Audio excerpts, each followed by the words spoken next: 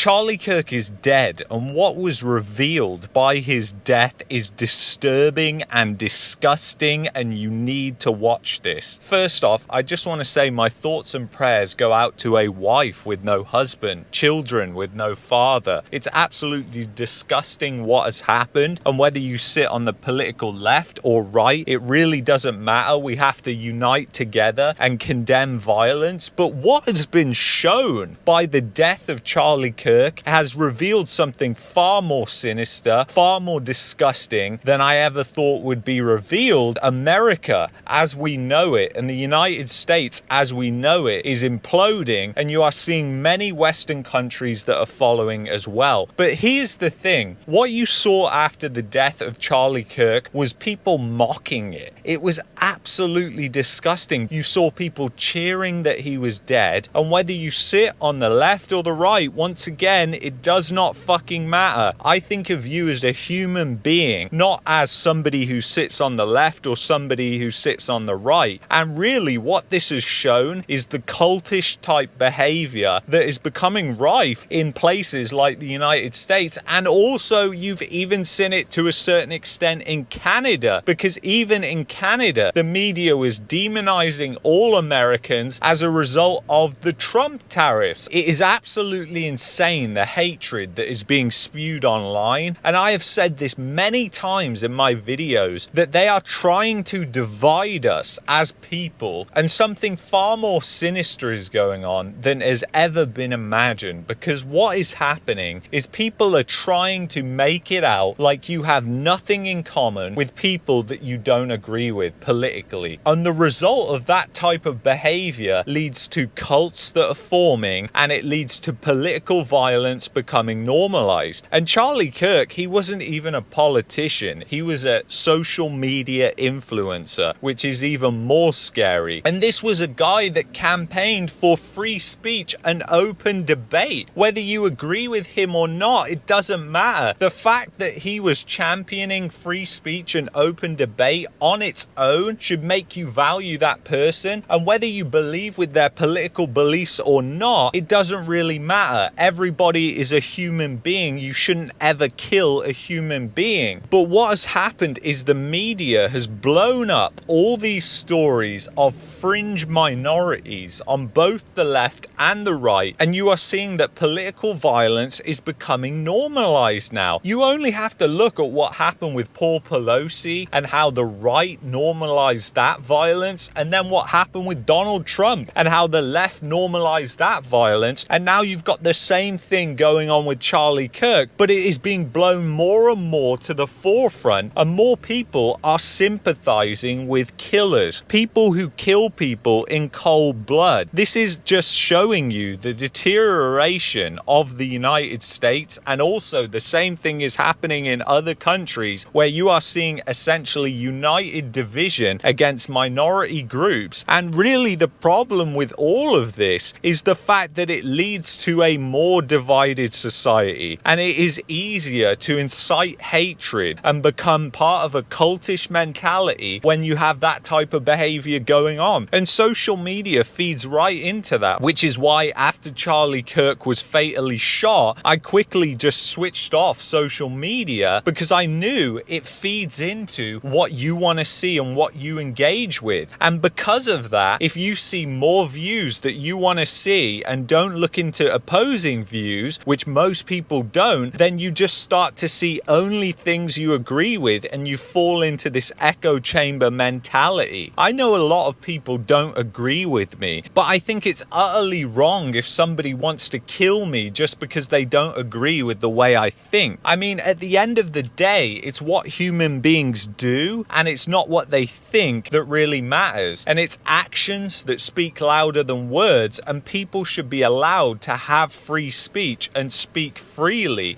Most people have tuned out by this point, so if you're still here, thank you. I was just editing this video and I just can't get my head around how sad it is that we've got to this point in society. Please comment below what you think, because I just think it's terrible that society is getting to a point where people are this divided.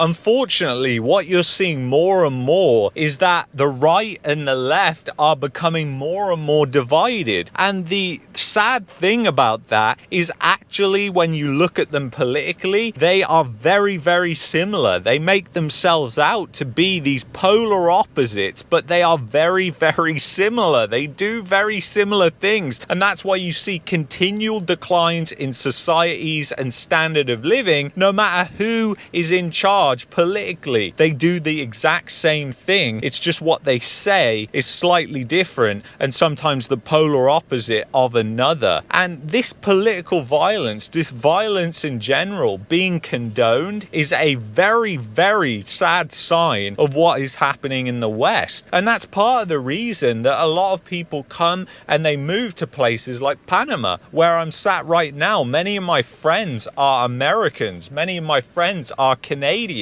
And a lot of the Americans, especially, who have moved from the United States, are moving because they are sick of the political environment in the United States, where you say you're a Republican or you say you're a Democrat, and then your neighbor hates you because of that. And that sort of division, that sort of cultish division, it leads to things like a civil war. And you can look at societies like Nicaragua, for example, which has incredibly loving people, which has incredibly kind people, and if you broke down on the side of the road there, people would take you into their home, they would help you. But this is a place where people are extremely poor, where there is a massive divide between the most rich in that country and the most poor. So why are they like that? It's because there's a united thing that unites them all, and that is faith. And that is the thing that is lacking. And again, I'm not going to get all religious on you here, but it really comes down to the fact of people having no faith, people having no common ground between each other, which is like a glue of society. So when you don't have that anymore, guess what becomes the new religion? Politics becomes the new religion. And that's the most dangerous thing that you are seeing happen, and it's happening in many Western countries, and it leads to a very, very terrible place, and history has served as evidence of that. Now, unfortunately, I'm incredibly cynical about these things, and that's one of the reasons that I don't live in the West anymore, is because I don't think there is much chance that people are going to reverse these cycles, because once you get on this path, it becomes a path of destruction and escalation, and that's all you're seeing happen. You're just seeing further destruction, you're just seeing further escalation, and all these politicians, like I said, will make it out that you have nothing in common with people that you don't agree with politically, and that could not be further from the truth. And you have less in common with these people that tell you that you have nothing in common with the political left or the political right. You have more in common with those people than you do with any of these elites and politicians, and they will let the division rage because it takes away from the fact that they are stealing from you. And this whole thing, it smells like a psyop from the get-go. And if you look at how you start a cult, you will see some massive warning signs and red flags when you look at that. The fact that this has happened is just disgusting, it's disheartening. Whether you agreed with him or not, whether you watched him or not, this should be a bipartisan thing, that people should condemn hatred and violence. But unfortunately, a lot of people use this to escalate violence and hatred. And I think you are just seeing an acceleration and a decline in society that is happening much more rapidly than people could have ever predicted. And I like Ray Dalio's perspective on this when he looks at all the cycles. And when it comes to an empire's collapse, typically you either have an internal conflict or an external conflict. And a lot of times the external conflict is used as a distraction from the internal conflict, and you can see escalating chances of an external conflict, and you can see escalating chances of an internal conflict, like a civil war happening in places like the United States. And all of the Western nations and many countries around the world depend on the United States. Remember, the United States' currency, the US dollar, forms the backbone backbone of the global monetary system. So everybody on this planet should fear for that collapse, because that collapse will have wide-reaching consequences. The BRICS is nowhere near as advanced as you think. They don't have their own currency. There is no currency to rival the US dollar, and its usage is only increasing. So you have to remember that the downfall of the United States will have a massive impact. And unfortunately, we're just seeing more and more of an accelerated downfall that is happening. You know, I was just driving here. I wasn't going to do a video on this, but really, I just thought about it and I thought I have to say something about this, because this is quite frankly insane and disturbing what is happening to people. People are just being controlled and they're not realizing it. And social media has become like a drug to some people, that they're just becoming brainwashed by it. People need to take a step back and think, what principles do I stand for here? What principles do I have? And they really need to think long and hard about that, because I think so many people right now, they have no principles whatsoever and they just operate purely based on their emotions, and it's going to lead to a dark place. It's going to lead to a very dark place. And I hope, obviously, deep down in my heart, it never comes to a civil war, that it never comes to escalating violence. But I'm also a realist, and I realize the probability is that it's just going to continue down this path. I want you to let me know in the comments what you think of all this. I think honestly it's one of the most disgusting things to happen, but we're just seeing this increase more. And the most disgusting part of this whole thing is the fact that people are cheering about it. I just never thought I would see the day like this, and it's usually the most extreme people. But the fact is that those are the people that are paraded by the mainstream media, and those are the people that are put into the forefront, and it just drives home more of this cultish type thinking. And you have to realize that those are the most extreme views that are out there, and you are seeing this divide and separation that is occurring, and it shouldn't be happening, because like I said, whether you're on the right or the left, you have way more in common with somebody on the opposite side than somebody of the political or elite class, and that is just a fact. And they are just using this as fuel and ammunition, literally, unfortunately, to fuel more hatred and to create more divisiveness in society. And it is disgusting, but that is where we are in 2025.